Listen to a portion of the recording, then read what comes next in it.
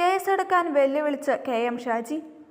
കുഞ്ഞനന്തന്റെ മരണത്തിൽ ദുരൂഹതയുണ്ടെന്ന് താൻ പറഞ്ഞപ്പോൾ തന്റെ പേരിൽ കേസെടുക്കുമെന്ന് വീരവാദം മുഴക്കിയ എം.വി. ഗോവിന്ദൻ എന്തേ ഇതുവരെയും കേസെടുക്കാത്തതെന്ന് കെ.എം. ഷാജി. CPM-ന് വേണ്ടി കൊലപാതകം നടത്തി പ്രതികളായി ജയിലിൽ കഴിഞ്ഞവരെല്ലാം ഒന്നൊന്നായി മരണപ്പെടുകയാണെന്നും അദ്ദേഹം കൂട്ടിച്ചേർത്തു. ഇന്ത്യ മുന്നണി മത്സരിക്കുന്നത് ഇന്ത്യയെ രക്ഷിക്കാനാണെന്നും എന്നാൽ CPM മത്സരിക്കുന്നത് തങ്ങളുടെ ചിഹ്നം നിലനിർത്താനാണെന്നും അദ്ദേഹം പറഞ്ഞു.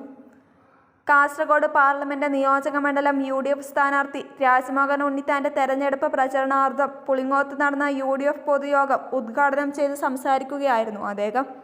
ഞാൻ കുഞ്ഞനന്തന്റെ കാര്യം പറഞ്ഞപ്പോൾ നിങ്ങൾ ചൂടാവുകയാണ്. എന്റെ മേക്കിട്ട് കാര്യമായിട്ട് എന്താ കാര്യമുള്ളത്?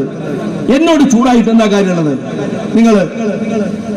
ഞാൻ പറഞ്ഞത് കുഞ്ഞനന്തന്റെ മരണത്തിൽ ദുരൂഹത ഉണ്ടെന്നാണ്.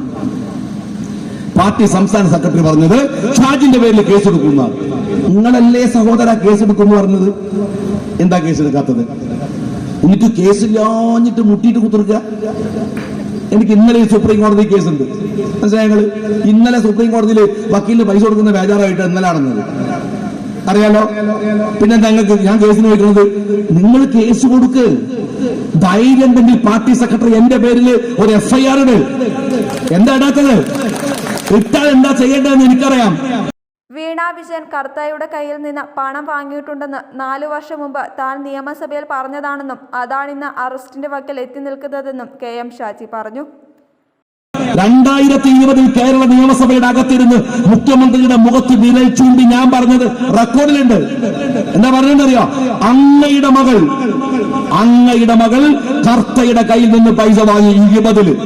ഇപ്പൊ 2024 ആവുമ്പോഴേക്കും ഏകദേശം അറസ്റ്റിന്റെ വക്കിലെത്തിയിട്ടുണ്ടെങ്കിൽ പിണറായി വിജയ ഈ പറഞ്ഞതിനും കണക്കുണ്ടാവും.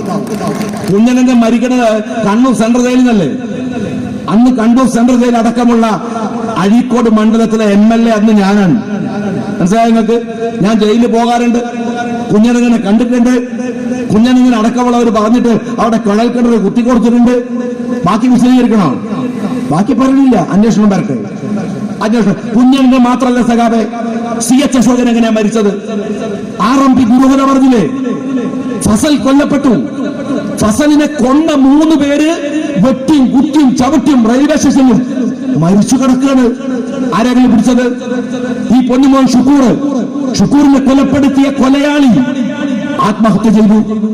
മറ്റൊരു കൊലയാളിയുടെ ഔട്ട്സ്പോക്കണായ ഭാര്യ ആത്മഹത്യ ചെയ്തു എന്ന് പറയുന്നു. എന്തായാലും മരിച്ചോ? ദുരൂഹമായി മരിച്ചോ? മൻസൂറിനെ കൊന്നവൻ വളയത്തുമായി മരിച്ചോ? ഇതെന്താണോ ഇത്? നിങ്ങൾ ഈ ക്രൂരരായ കൊലയാളികൾ എന്താണ്? ഷുഐബിനെ കൊന്ന എന്താ തില്ലങ്കേരി, ആകാശ് തില്ലങ്കേരി അവൻ പറഞ്ഞില്ലേ എന്നെ കൊല്ലും CPM. ഇതെന്ത് പാർട്ടിയാണ്? റോഷി ജോസ് അധ്യക്ഷനായി. CA Rahman Sahib, advocate Bijesh Kumar, AC പൗലോസ്, ഇബ്രാഹിം പുളിങ്ങോ, മനോജ് വടക്കൽ, മുഹമ്മദ് ഹാജി തുടങ്ങിയവർ സംസാരിച്ചു.